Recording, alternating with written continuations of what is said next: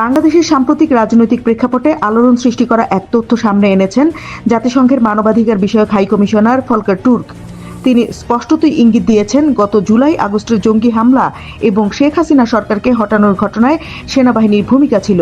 তিনি আরও বলেন, জাতিসংঘের পক্ষ থেকে সেনাবাহিনীকে বার্তা দেওয়া হয়েছিল, যদি তারা কঠোর ব্যবস্থা নেয় তবে তাদের শান্তিরক্ষা মিশন বন্ধ করে দেওয়া হবে।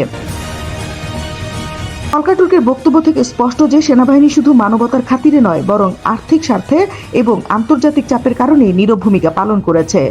এর ফলে শেখ হাসিনা সরকার ক্ষমতা হারায় এবং আন্তর্জাতিক ষড়যন্ত্র বাস্তবায়িত হয়। বাংলাদেশ সেনাবাহিনীর রাজনৈতিক হস্তক্ষেপ নতুন কিছু নয়।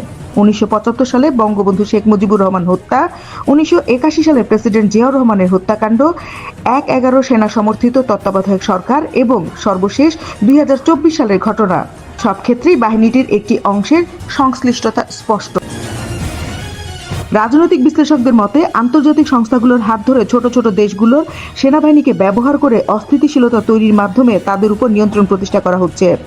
বিশেষ করে যুক্তরাষ্ট্রের তথাকথিত ডিপ স্টেট বারবার এই ধরনের ষড়যন্ত্রের অন্যতম প্রধান চালিকা শক্তি হিসেবে কাজ করেছে, যাদের প্রধান সহযোগী হয়ে আসছে জাতিসংঘ।